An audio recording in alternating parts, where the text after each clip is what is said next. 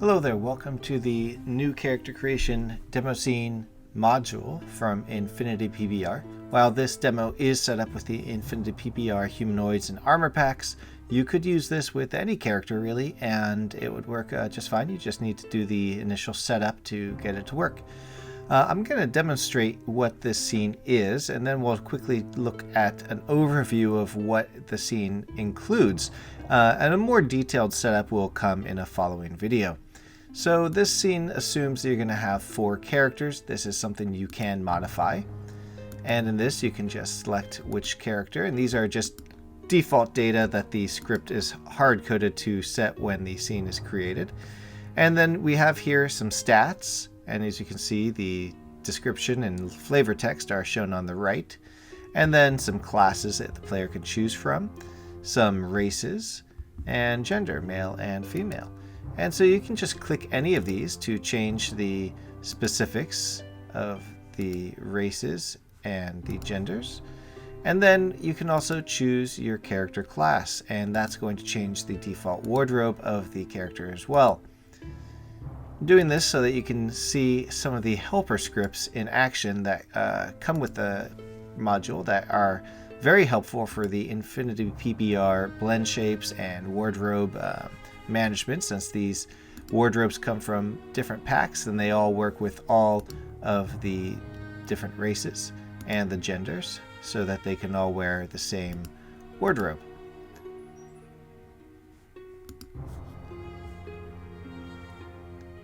So let's go ahead and set up our character here. I'm going to choose this one to be a male human knight. We can change the face, and as you notice when you mouse over here, this zooms in. So there's 4 different face options for each one. I'm just going to choose just one of these, and I'm going to choose a different hairstyle as well. Maybe I'll go with this hairstyle, and we can change the different hair colors. And for this one, we'll go with that, and different skin tones as well. For a human, I'll go with a more standard human skin tone. All right, and then I'm going to add some stats. Now this demo scene, and again, this is something you can totally modify, assumes that you're going to add and lower stats. You can, go down to a minimum of 7, or you can go up to a maximum of 21. There's the bonus points down here. The game will start when you've assigned stats to fill all the bonus points. So let's go ahead and check out this character. Maybe a half-orc barbarian, and we can make it a female. I like the skin tone as red, but let's just change the hair color maybe to purple. That's kind of cool. Maybe we'll go with something more traditional. Okay, we'll stick with that. We can also, of course, modify the faces. So I'll go with this face and give it some stats boost.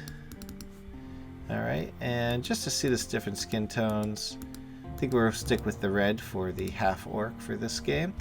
Now let's look at the elf. Okay, this female elf named Teresa. And actually, let's change this name to Elf Maiden. I'll spell it correctly, I think there. Elf Maiden, and we'll change some hairstyle. So give her maybe...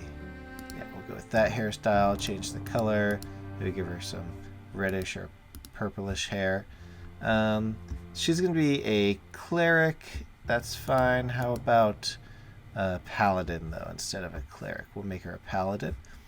Give her some stats as well, just some random stats here, a whole lot of stuff.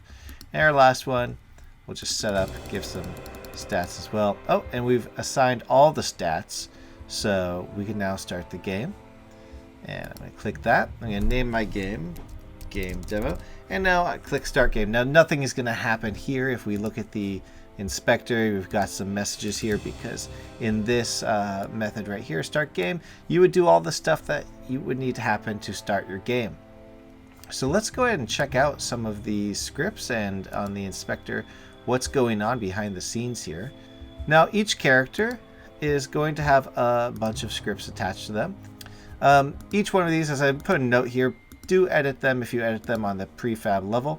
So you can see that each one has a variety of scripts on here. We have the Blend Shapes Manager and the Blend Shapes Preset Manager. Those are two scripts that are similar to the previous Blend Shape Manager script. You have some help boxes on most of these scripts that you can turn on and off. You can also turn on the full inspector, allow you to scroll down and see everything in the full inspector if you want to look into the more details there. Turn those off, and I'm going to turn off the help options for the Blend Shape preset file as well. So this, if you're familiar with the Blend Shape Manager from Infinity PBR, this just makes it a little bit easier to manage the blend shapes on the character. For the humanoids, there are a lot of blend shapes that you can modify, and you can set these to specific values. You can set them to be randomized values, and if you expand each one of these, you can set a minimum and a maximum range, and you can even now match shapes so that you can say arm muscles, maybe I want to match chest size to that. So now clicking that means that chest size is now matched to arm muscles. So whenever I modify the arm muscles, the chest size will increase as well. So you can see that there, the arm muscles and the character are increasing right here, and the chest size is also increasing as well. And if I remove that match, just so we can really see the difference, then you can see the arm muscles going up and the chest size is not moving at all. So we're going to set that to 0. So that's the basics of the Blend Shape Manager. The Blend Shape preset, however, let me just collapse these. Whoops.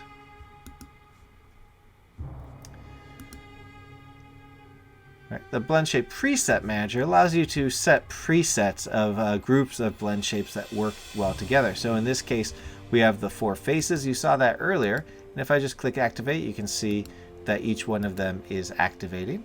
And if we expand on those, you can see that each one is going to have the same 2 shapes and just different values of each. And so all this is really doing is saying those blend shape values to those. And then for these strong, normal, and weak, again, same thing. We've got 4 shapes that are all set to different values for this character, so that when we click strong, we can make them, when we click strong, we can make them look strong, or normal, this is the values to 0, or make them look weak. One thing that's somewhat hard to see in the demo is that some of the character classes, like barbarians, are strong, and some, like the druids and mages, are weak. So there's some difference there when you change character classes. That's the Preset Manager. It makes it quite easy to, with a single line of code, set a whole bunch of presets at once. And one thing I should note is that some of these could also be set random. So if I want to add a new blend shape, let's just say thigh size, I can add a blend shape there. And then I can set that to explicit value or a random value. And that means that it will randomize between the thigh size minimum and maximum that's set in the Blend Shapes Manager. Prefab Child Manager and the Wardrobe Prefab Manager. So the first one here, collapse that, is the Prefab Child Manager. Now this is a really nice script. It makes it easy to manage a whole bunch of prefab groups. Now in this case it's wardrobe, but it doesn't have to be wardrobe. You could use this script to set up interior objects of a room, perhaps, where each group is a different room type, and by activating one, all the objects will suddenly appear. I'm going to end up making a more detailed video about this script, but the basic gist of it is that you have a whole bunch of groups, and if I create a new group, I'm going to call this demo group, and I'm going to call this demo. Now, that's a type, so you can see I already have types for body, feet, hands, hair, whatever you want. That's completely up to you. And then in this objects, if I expand that, I can add prefab or child objects to the group. Now you can add a couple things. You could add a object from the scene to the group, or you can add a prefab from your project. And we'll just add this armor prefab right here. And you can see that it actually adds the armor to the packet or to the scene when you add it. I probably should have chosen a different one. So let me just remove it, and that'll remove that. So let me try the human male. That will fit better. There we go. We'll add that up there. And we got some blend shapes issues. We can ignore these in this setting, so ignore those warnings. And I'm going to remove the body because we don't actually want to manage the body. And that turns it off. Since I didn't want it turned off, I'm going to actually turn it back on manually and go back here. So basically, if the character has the wardrobe or whatnot, or the game object has other game objects underneath it as a child, then you just drag them over here. Otherwise, if it's a prefab, then you drag it in here. Now, this goes one step further with the Infinity PBR characters and the armor, where it does the actual rigging for them as well. In the previous iterations, you would bring all these armors onto the character, and then you'd go and select the character and go into window and character equip, and that would equip the characters. That's now done automatically for you whenever anything is activated in this system. So that's really cool there. So let's just check out really quick what some of the other ones here. So you can see the base wardrobe is these trousers and shirt as they're wearing right now, and the basic shoes are the shoes. Now, I can't turn these off. I can't deactivate these because they're set to default. And default means that if there's no other wardrobe of this type that's turned on, in this case, we'll say the curious, we'll turn that one on. And you can see the objects there are the trouser shirt and this curious. If nothing else is turned on, then this one will turn on. That way, if I want to unequip my curious, I just have to call a single line. I think it's deactivate, and then I can use the name curious. That does what this does, and then automatically this will activate by itself, which is a really nice way of managing this, because now you only really have to do one line of code to activate and to deactivate, because there's another option here, only one group active per type. That means that when I activate the leather boots, for instance, let me just zoom down here so we can see that. When I activate the leather boots, where were they? Right here. The shoes are deactivated because only one can be activated at a time. Now, if I deactivate the leather boots, since the shoes are set to the default, those will be activated. If I uncheck that, I can then deactivate the shoes, and you'll see the bare feet. And then if I activate the boots and deactivate those, it will not activate the basic shoes. But so I'm going to set that to default because this is the default wardrobe that I want for the character. This is the default hair that I want for the character. And then the last script here is the wardrobe prefab manager. And this is kind of a bridge between, I'm going to turn off the health boxes here, between the blend shapes and the wardrobe. And this helps you set very specific blend shape values whenever a wardrobe group is added in the Prefab Child Manager. You've got the auto rig when activated. Now that's the script that will do that character equip script, which is for Infinity PBR characters. And then also this handle blend shapes. If these are turned off, then those won't activate. In this case, we want them turned on. And under this tag, you get the blend shape management. Always click the update group list, and that'll update to the latest groups that you have selected here. And then for each one, basically it's going to allow you to set very specific blend shape values. So if we look at, let's see, leather armor here, whenever leather armor is activated on activate, it's going to have this armor 5 main, armor 5 fit be an explicit set to 100, and then it will revert back to its pre-activation value. So I'm going to reset this so you can see how to set it up. I will first select Armor 5 Fit from this drop-down list. I'm going to click Add to List here, and then Add to List down here. Actually, no, let me change that. Revert back down here, because I want it to revert back. Now, I could set that to an explicit 0, because I know it's 0, but it's a little easier just to do the revert back. The top list is going to be the shapes specific to the objects in this group. But if you want to do other objects on the entire blend shape list, you can get those from the global shapes list. And that means that whenever this is turned on, it will be explicitly set to a value of 100. Now there's other options where you could say that you will explicitly set to less than 22. So that has to be less than 22. If the value is already over 22, then it will be set to 22. If it's less than 22 already, it won't be changed. Similar to that is the greater than, where the value will be forced to be greater than this value. In this case, we just want it to be set to explicit because that is the shape that makes the armor fit more nicely with the rest of the wardrobe. And that's all the scripts attached to these characters. So let me just show you the scene itself. We have some scene settings, the event system, some character lighting, post-processing, etc. You can ignore those for the most part. All of our UI stuff, the canvas, will be right here. We'll come back to that. The environment is right here as well. This is from the Dungeon 2 package, by the way. You don't need that to run this, of course. It's just the environment. The character placement. Now, again, these are the 6 prefabs that I've been working with. You do not have to use these prefabs. If you have other characters, you can use those. It's not difficult to set this scene up with those.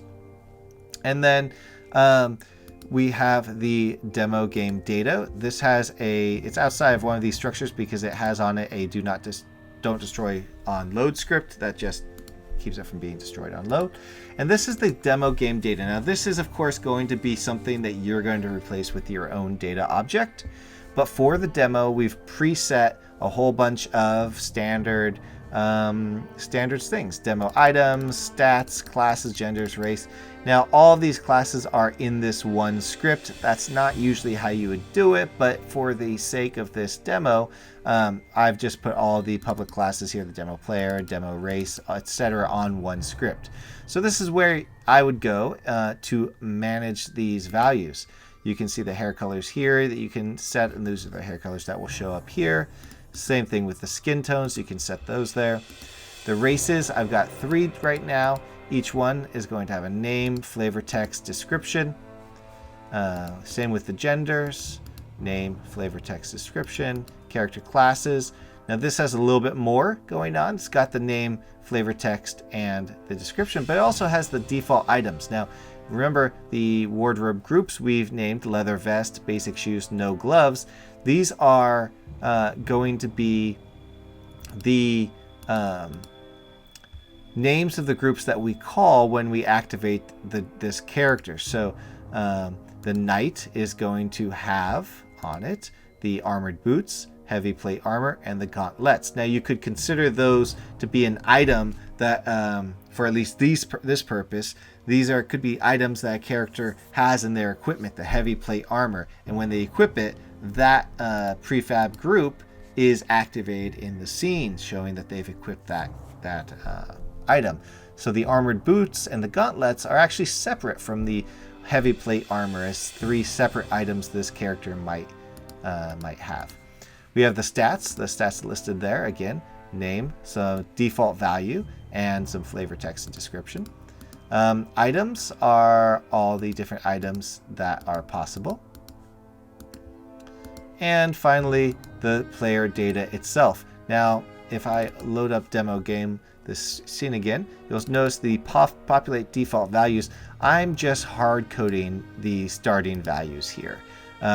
This is probably a decent way of setting up a character creation scene, having some default values. Maybe you randomize the names, maybe you randomize some of the genders and races and skin tones and body types, etc. Maybe you do that. For this one, I just set it up so it starts always at the same with the same values, and the users can change it from there. And this just has in this data object all the various things. If we press play here, this is the first player. We can see that their name is populated to Robin. There's a link to the in-game object, which helps with some of the other scripts. We've got the race is copied as a human, their flavor text, gender, female.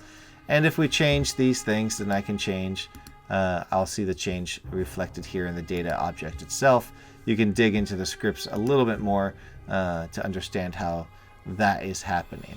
But all the details of the character are going to be right here. In this case, all the equipped items are the ones listed in the class equipment. So that's how that's set up. And the last thing to look at is the demo scene controller. Again, you might not do it like this. This is one script that controls the whole demo scene. Maybe you'd want to break it up a little bit more as a better design pattern. Maybe not. You can look through this. It's a fairly long script, which is, you know, one of the good reasons to break it up. There's like 550 lines thereabouts. But you've got a lot of stuff here. These are things that must be assigned. We need to know where the character model manager is. That's where so this is actually another Prefab Child Manager, which has the different race gender pairs that we can have in the game, the 6 different ones, with with the prefabs for each listed there, and that's how we are loading it. And the transform to load into is right here, the character model manager. So that's why we need to have that listed there. We need our main camera and a close-up camera. And then we have some different options. These are the text colors and the button colors for these backgrounds. It's not actually going to be bright green in the game. We have our post-processing volume. Settings for these. In this case, 0 is the wide angle, 1 is the close-up. And then this is going to be auto-assigned, so you can ignore that, but it's nice to see it here in the inspector, I think.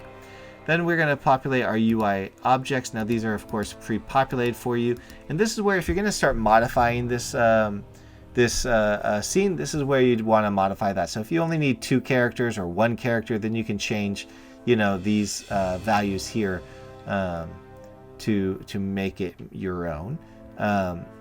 So the color prefab button, that's these buttons right here for the colors. There's actually a prefab for that, so that's listed there. And then we have the different panels and game objects and other things we need to run the script. And I'm not going to go through all the different methods on this script, but there's a whole bunch that just handle all the different things that somebody might do in this. Like, you know, here's an example: update the hair option. So you can go through this on your own and I got a misspelling here, and see what everything does. It's not super complicated. Nothing here is insanely complicated or advanced scripting or anything like that. So there's a fairly easy to update. So that's the demo scene. That's the module. You can make it your own. Obviously, right now it's set up for Infinity PBR stuff to make it a lot easier to just hit the ground running with your own characters. So you can, you know, set up these prefabs on your own. And hopefully this saves you a lot of time so that you don't have to reinvent the wheel if this is the type of character creation scene that you'd like for your project.